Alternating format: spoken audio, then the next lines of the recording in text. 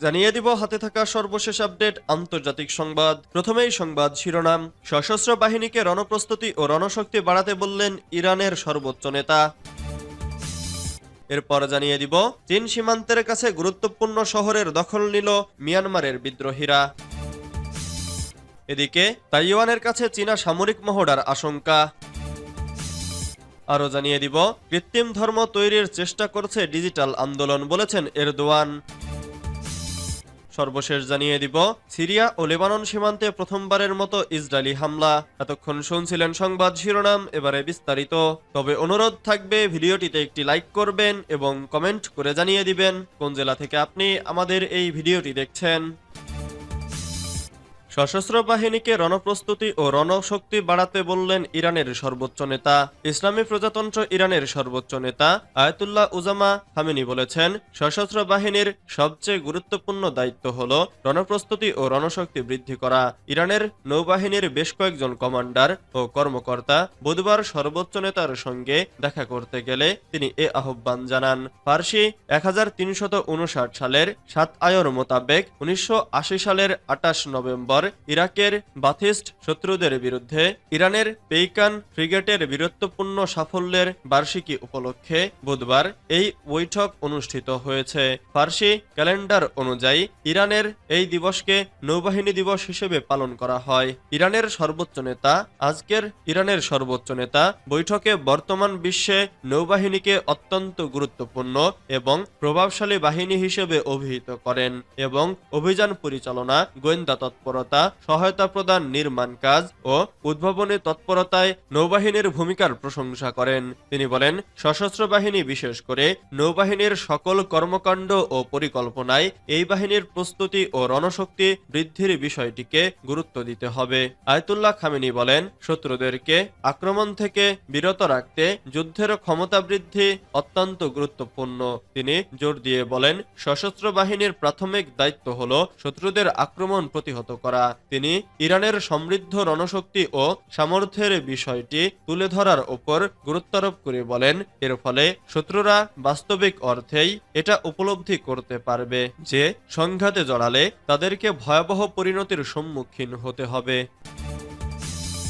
চীন সীমান্তের কাছে গুরুত্বপূর্ণ শহরের দখল নিল মিয়ানমারের বিদ্রোহীরা। মিয়ানমারের ক্ষমতাসীন জান্তা বাহিনীর কাছ থেকে আরও একটি শহরের দখল নিয়েছে বিদ্রোহীরা। লাউক্কাই নামের শহরটি প্রতিবেশী দেশ চীনের সীমান্তলগ্ন জান্তা বাহিনীর সাথে দীর্ঘ কয়েক সপ্তাহের রক্তক্ষয়ী সংঘর্ষের পর তিন বিদ্রোহী গোষ্ঠীর সমন্বয়ে গঠিত ব্রাদারহুড আয়ারল্যান্ডস এই শহরের নিয়ন্ত্রণ নিয়েছে। কাচিন ইন্ডিপেন্ডেন্স আর্মির কাছে কানপাইতির আপাত পতনের ফলে মিয়ানমারের সামরিক বাহিনীর হাতে মাত্র একটি সীমান্ত শহর মিউজের নিয়ন্ত্রণ থাকলো। এর ফলে খনিগুলোর সম্ভাব্য মুনাফা থেকে তারা বঞ্চিত হবে। এই খনি চীনকে রেয়ার অর্থ খনিজ পদার্থ সরবরাহ করে, যা বৈদ্যুতিক মোটর এবং বায়োটারবাইন, পাশাপাশি উচ্চ প্রযুক্তির অস্ত্র এবং অনেক ধরনের ইলেকট্রনিক্সের জন্য গুরুত্বপূর্ণ।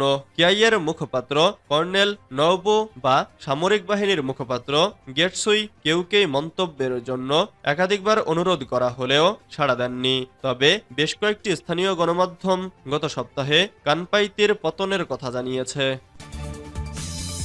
তাইওয়ানের কাছে চীনা সামরিক মহড়ার আশঙ্কা। তাইওয়ানের কাছাকাছি সম্ভবত একটি সামরিক মহড়া শুরু করতে পারে চীন। তাইপের প্রেসিডেন্ট লাই চিং-তের আসন্ন প্রশান্ত মহাসাগরীয় সফর ও মার্কিন ট্রানজিটকে একটি অজুহাত হিসেবে ব্যবহার করে এই মহড়া হতে পারে বলে আশঙ্কা করছেন তাইওয়ান ও আঞ্চলিক নিরাপত্তা কর্মকর্তারা। সূত্রের বরাতে ব্রিটিশ বার্তা সংস্থা রয়টার্স এই খবর জানিয়েছে। প্রশান্ত সাগরে তাইপের তিন কূটনৈতিক মিত্র দেশে শনিবার সফর শুরু করবেন লাই। রয়টার্সকে সূত্র জানিয়েছে, যাত্রাপথে ওয়াই ও মার্কিন অঞ্চল গুয়ামে থাকবেন লাই। মার্কিন নির্বাচনের পরপরই মার্কিন অঞ্চলে তার ভ্রমণটিকে একটি সংবেদনশীল পদক্ষেপ হিসেবে মনে করছেন অনেকে। এদিকে স্বায়ত্তশাসিত তাইওয়ানকে নিজ দেশের অংশ বলে মনে করে চীন। ওয়াশিংটনের সঙ্গে দেশটির সম্পর্ককে সবচেয়ে গুরুত্ব দিয়ে পর্যবেক্ষণ করে দেশটি। তাইপে নেতা লাইকে তীব্র অপছন্দ করে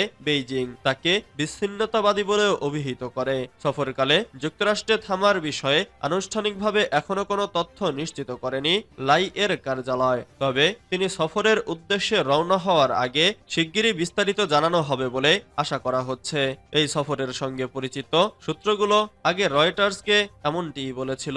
এই অঞ্চলের 4 কর্মকর্তা বলেন, লাই এর সফরে কাছাকাছি সময়ে বা এরপরেই সামরিক কূটকৌশল পরিচালনা করতে পারে বেইজিং, যা 6 ডিসেম্বর শেষ হবে। বিষয়টির সংবেদনশীলতার কারণে পরিচয় প্রকাশ করতে অনিচ্ছার কথা জানিয়েছেন তারা। চীনের প্রতিরক্ষা মন্ত্রণালয়কে এ বিষয়ে মন্তব্যের অনুরোধ করে কোনো সাড়া পায়নি রয়টার্স, যদিও চীনা সরকার লাইকে ট্রানজিটের অনুমতি না দেওয়ার জন্য যুক্তরাষ্ট্রকে অনুরোধ করেছে। কৃত্রিম ধর্ম তৈরির চেষ্টা করেছে ডিজিটাল আন্দোলন, বলছেন এরদোয়ান। তুরস্কের president Recep Tayyip Erdogan digital প্রযুক্তি নির্ভর বিশ্বের পরিবর্তন নিয়ে সতর্ক করেছেন। তিনি বলেছেন, একটি নতুন কৃত্রিম ধর্ম প্রতিষ্ঠার প্রচেষ্টা চলছে, যা বিশেষ করে ইসলাম সহ সব আব্রাহামিক ধর্মকে ক্ষতিগ্রস্ত করার লক্ষ্যে ডিজিটাল আন্দোলন চালাচ্ছে। মঙ্গলবার 26 নভেম্বর তিনি আঙ্কারায় 7ম ধর্মীয় কাউন্সিলে ভাষণ প্রদানকালে এই মন্তব্য করেন। খবর TRT ওয়ার্ল্ড। এরদোয়ান বলেন, ডিজিটাল আন্দোলন ইসলাম সহ সব আব্রাহামিক ধর্মকে লক্ষ্যবস্তু বানিয়ে এবং দুর্বল করে একটি নতুন ধর্ম প্রতিষ্ঠার চেষ্টা করছে। তিনি মুসলিম মূল্যবোধ রক্ষায় ডিজিটাল বিশ্বাস ব্যবস্থার বিরুদ্ধে জরুরি পদক্ষেপ গ্রহণের আহ্বান জানান। এরদোয়ান বলেন, সব মুসলিম মূল্যবোধকে ডিজিটাল বিশ্বাস ব্যবস্থার প্রভাব থেকে রক্ষা করতে দ্রুত ব্যবস্থা নেওয়ার প্রয়োজন।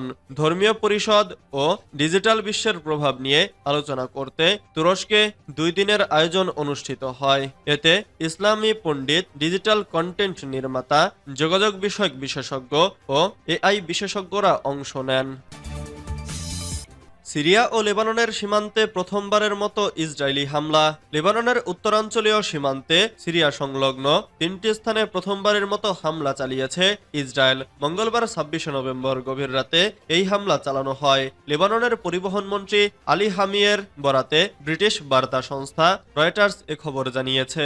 তিনি বলেছেন, হামলার কারণে সীমান্তের সড়ক যোগাযোগ বিচ্ছিন্ন হয়ে গেছে কিনা তা তাৎক্ষণিকভাবে নিশ্চিত হওয়া যায়নি। অবশ্য সাম্প্রতিক সপ্তাহগুলোতে দেশটির পূর্বাঞ্চলীয় সীমান্তে ইসরায়েলি হামলার কারণে সিরিয়ার সঙ্গে সংযোগকারী একাধিক পথ বন্ধ করে দেওয়া হয়েছে।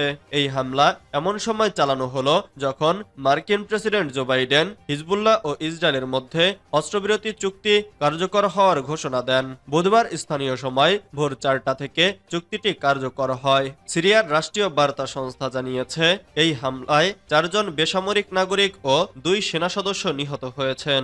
আহত হয়েছেন 12 জন। তাদের মধ্যে শিশু, নারী ও সিরীয় রেড ক্রিসেন্টের কর্মীরা রয়েছেন।